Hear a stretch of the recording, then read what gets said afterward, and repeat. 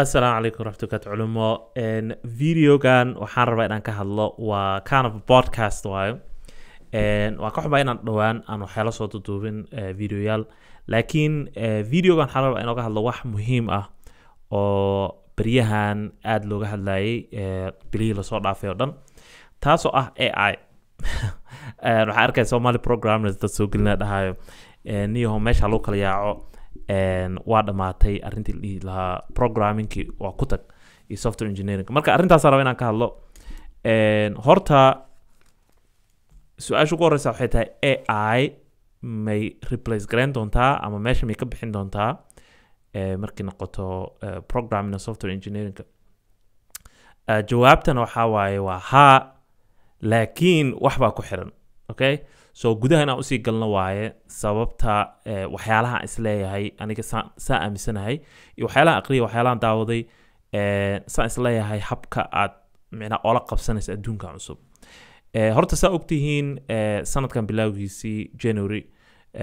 iyo bilihii January February yaa waxaa soo baxay ChatGPT raggan OpenAI la dhahana waxay ka shaqeynayeen waxaan ilaa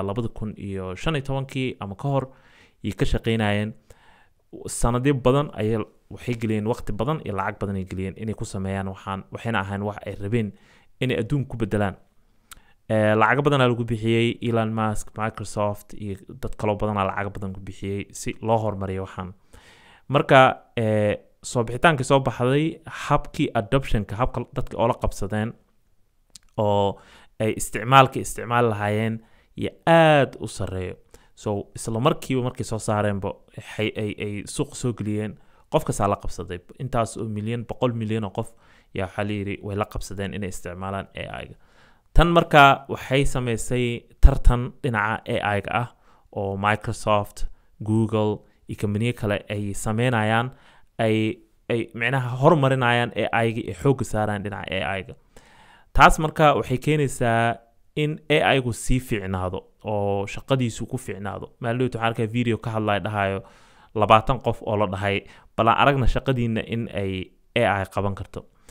waxa kamid ah software engineering marka arrinta waa arrin cusub waaye badanaa markii dadka la replace gareynayo oo company macnaha ka soo qaad dad group waana ka hadli doonaa arrintan historyga iyo taariikhda ay technologyga iyo mashiinada ay dadka ay ka bixiyeen shaqadooda laakiin badanaa markii ay shaqo laga bixinayo dad tartiib u shaqeysaa so waxa la sameeynaa marka hore waa la bilaabaa mashiinada for example amal dadkii ka shaqeynaya dhinaca baabuurta taariikhda baabuurta marka aad fiirisid iyo baabuurta sida loo sameeyo kontameeyada waxa ka horeeyay 1900 kontameeyada waxa ka horeeyay dadka gacanta ayaga ku sameyn jiray so waxa warshada baabuurta sameyso waxaa joogo intaas oo kun oo qof joogo waxa laga yaabaa 2000 inay joogaan waxay ku xiran tahay company ku xiran tahay company-gan Ford la dhaha amal ayaa ugu badnaa shaqaalaha marka adiga waxa tahay markaas mechanic tahay qof specialist tahay waxa ku dhex jirta intaas oo kun oo qof ku dhex jirta sida amal software engineerska ay Google iyo company-da intaas oo kun oo software engineers ay shaqaaleeyaan so adiga shaqadaada waxa way marka ka shaqeynaysid warshada baabuurta waqtigaas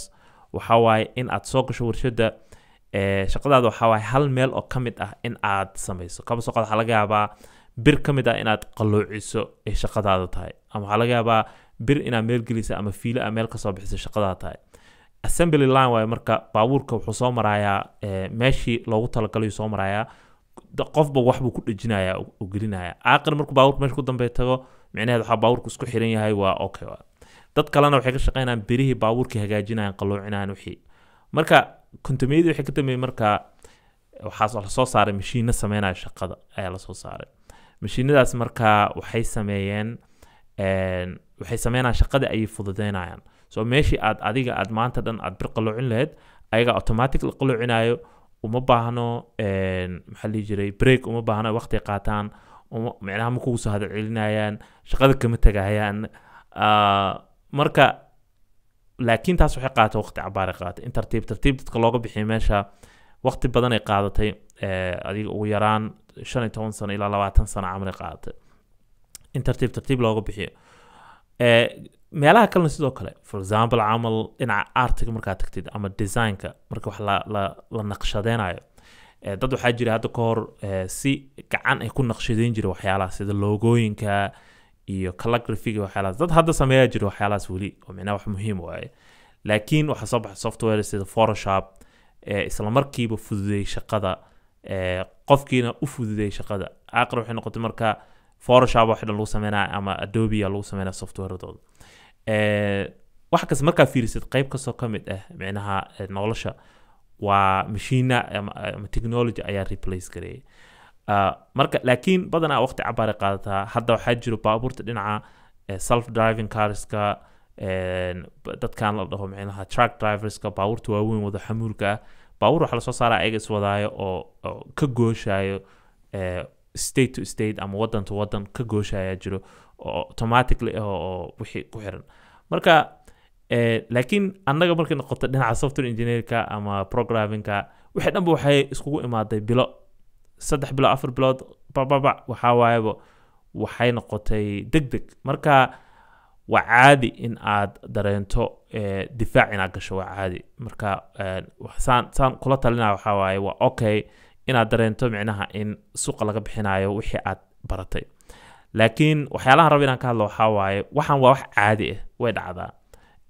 dad badan ay ku dhacday badanaa marka ay dad group ay ku dhacdo kabso qaad kuwan ka hadlaya baabuurta ka shaqeyn jiray groupkaas markay ku dhacdo waxa soo baxay dad mashiinada si looga shaqeysiyo soo yaqaano ya soo baxay dadkii hore oo ka shaqeyn jiray oo specialistiga ahaana laba mid ay sameynayaan ama waxay baranayaan habka mashiinada loo isticmaalo oo waxay noqonayaan specialist dhinaca mashiinada noqonayaan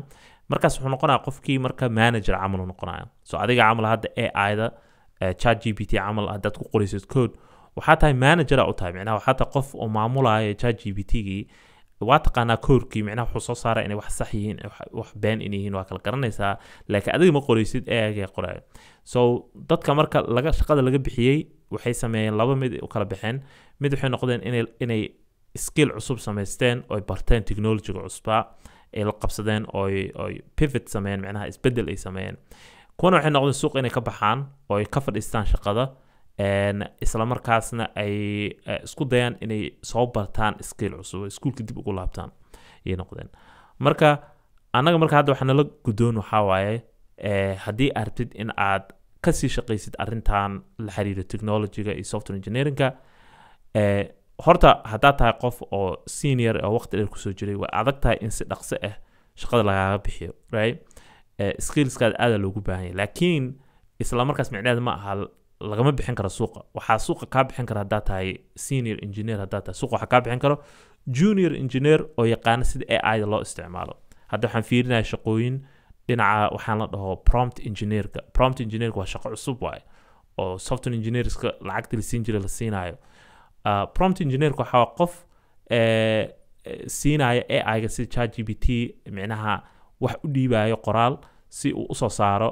waxa la rabay usoo saaro so shaqadaada waxaa inaad ChatGPT dhahdid waxaan rabaa inaad samaysid kaas shaqada intaas waay so prompt engineer laakiin still waa inaad taqaanid codingkii wixii inaad taqaanid laakiin shaqadaada waxaa waaye wuxuu soo saaray inaad isku dubaridid waay marka shaqooyinkaas cusub soo baxay shaqooyin badan oo noocaas ay soo bixi doonaan laakiin muhiimadda waxaa waaye ma la qabsan kartaa technology-gan cusub iyo AI-ga cusub la qabsan kartaa haddaa la qabsan kartid waa laga yaabaa in aad ka badbaadid waa laga yaabaa marka mana rabi inaan ka cabsiiyo mana rabi inaan dhaho groupkan hadda ama Somali programmers iyo waxaan ka hadlaa technology waxba kama jiri doonaan aqoonta weli waa loo baahan yahay waa inaad taqaanid aqoontii laakiin waxaa u baahantay aqoontaadii in aad u bedeshid dhinac adigoo AI-da isticmaalaya inaad wax ku dhisto AI-da so waxaa soo bixi doona sida software sida Photoshop ay u bedeshay dhinacan artiga iyo sida wax loo hagaajiyo iyo art manipulationka wax la dhaho si u bedeshay waxaa soo bixi doona software sida Photoshop laakiin loogu talagalay in lagu dhiso applicationska sida softwareska lagu dhiso oo isla markaasna AI ku shaqeynayo oo dhehaysid for example camal 2 click camal aad ku sameynaysid application fiican oo iska caadi ah kadibna aad isticmaalaysid settingska waxyaalaha ku jiro softwarekaas si aad uga dhigtid applicationka wax jiro oo fiican marka ma garanayno kulli meesha u socoto laakiin dhinaca u socoto waa dhinac micnaha horumar ah oo AI si horumaraya so markuu ugu horeysa waxa laga rabaa inaad ogaatid inay waxaan taariikhda ku jirto oo horay ay dad u soo martay number 1 number 2 waxa waaye in ay tahay waxaan natural progression waa micnaheeda waxa waaye waxaan wax caadi ah waaye ma ahan wax oo gooni ku ah ama dad group gooni u ah ma aha wax caadi oo dhaca waaye midda saddexaad waxa waaye waa acceptance waaye inaad aqoonsato oo ogtahay in la bedelayo programming software engineering in la bedelayo inaad aqoonsato oo accept garaysid oodan dhihin for example dad badan waxa jira dhahay ma software engineering weligeed lama replace gareynayo macna suuqa lagama bixina ma dhici karto inaad dhahdo lamar waxa laga rabaa inaad dhahdid way dhacaysaa waana wax dhacayo hadda socdo oo si degdeg waliba ku socdo aniga waxa laga rabaa marka in aan la imaado qorshe cusub qorshahaas oo ah ma la qabsan karaa AI-da macna dadka shaqada laga bixinayo waa dadka aan AI isticmaalaynin isla markaasna raba inay qoraan code-ka wixii qoraan so dadkaas waxaan ka bixinaa dad isticmaalaya AI oo code-kan ku qora AI so taas ala marka acceptance ya marka hore rabaa midda kale waxa waa inaad options leedahay optionskaas micnaheedu waxaan ka wadaa inaad leedahay waxyaalo aad micnaha samaysan kartid for example camal ganacsi camal so ganacsi aad samayn kartaa ganacsigaas oo haddaad rabtid AI u isticmaali kartaa waa ku dhisi kartaa so maanta haddaad taqaani coding waxaa samaysaa application AI isticmaalayso ama u isticmaal AI inaad ku dhisto application ama waxyaala ganacsi adiga aad leedahay oo ku shaqeeya AI-da si aad micnaha uga faa'iidaysatid isbeddelka cusub adduunka taas waa samayn kartaa fursado kale lahaan kartaa oo for example camal waxaa bedeli kartaa maxaa la jiray aqoontaada waxaa ku bedeli kartaa sida camal cyber security-ga oo ah mid markasta loo baahan yahay dhinaca ammaanka oonan AI-ga micnaha aad u faragashanin so cyber security isku bedeli kartaa waxaa baran kartaa arrimaha networking-ka iyo waxaa baran kartaa arrimahaas so pivot aad samayn kartaa ama isbedel dhinaca aqoontaada aad bedeli kartaa haddaad already taqaanid coding-kii software engineering-kii si fudud aad ku bedelan kartaa dhinaca cyber security-ga ama networking-ka ama of course cyber security wuxuu u baahan yahay networking-kii wixii aad u baahan tahay waxaa qaadan kartaa certification qaadan kartaa ood gashan kartaa resume-gaada marka isbedel noocaas aad samayn kartaa laakiin waxaa u baahan tahay inaad difaac gasho oo aad fiiriso maxaan aqaanaa maxaan isku bedeli karaa oo hadda AI aynan si dhaqso ku bedelaynin iyo in aan sideen u isticmaali karaa AI-da si aan ugu shaqeeyo so company badan waa hadda xoogaa company ka yar cabsanayaan so waxaa la sheegay company qaarkood oo mamnuucay AI-da sida ChatGPT inay shaqaalooda isticmaalaan waana mid micno sameynaysa maxaa yeelay ChatGPT company iskale wixii la geliyana ayagaa iskale so maanta haddaad su-aal geliso ama code aad geliso xaq waxay u leeyihin inay codekaas arkaan ay qaataan waxay rabaan isticmaalaan so haddaad tahay company proprietary oo micnaha private micnaha shaqaalooda uma ogolaana inay ChatGPT isticmaalaan laakiin taas micnaheedu ma aha saas weligeed kuma sii soconayso dad badan waxaa jira hadda ka hor diidanaa waxyaalo badan for example arrimahan la xiriira dhinaca saaska aadaa loo diidanaa hadda ka hor marka aniga bilaabaya camal dadka aad waxay uga walwalisanay dhinaca ammaanka oo ma daatadeedii dhanan gashanaya internet haddii laga qaato ka horan dad baa hadda ka horna ka cabsan jiray dhinaca kaarka oo credit kaarkooda ama debit kaarkooda in internet geliyaan oo dhahaan maxaa website gooni maxaa u gelinaya wixii marka waxaa cabsi iska caadi waayo dadka markaas way ka cabsan laakiin annaga ahaan dadka technology yaqaano wixii si u socdaa waan garanaynaa aqoon waan leenahay aan isku bedeli karno waan garanaynaa teknolojiyada kala duwan si u shaqeeyaan iyo isbedel aan samayn karnaa marka aqoonti weli waa u baahan tahay just waxaa u baahan tahay isbedel unbaa u baahan tahay iyo inaad skill cusub aad samayso insha allah marka weli waan sii baranaynaa software engineeringkii weli waan coding waa baranaysaa laakiin waxaad u isticmaali kartaa mustaqbalka AI so hadda kulligood community dhan micnaha AI ma isticmaalayaan laakiin marka ay wada qabsadaan oo AI ga wada isticmaalaan adig diyaar aad tahay markaas okay prompt engineer ahay AI aan isticmaalaya si application kugu dhiso dhag ganacsiga gooni ku haysataa kana haysataa waad AI da wax ku dhistay waxa waaye so la qabsasho noocaas u baahan tahay marka waxaan dhihi lahaa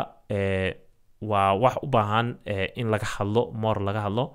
laakiin aqoontii programming iyo software engineering wali waa loo baahan yahay sida camal for example waxaan ka hadlayay dadkan oo artiga so haddii aad horey u samayn jirtay art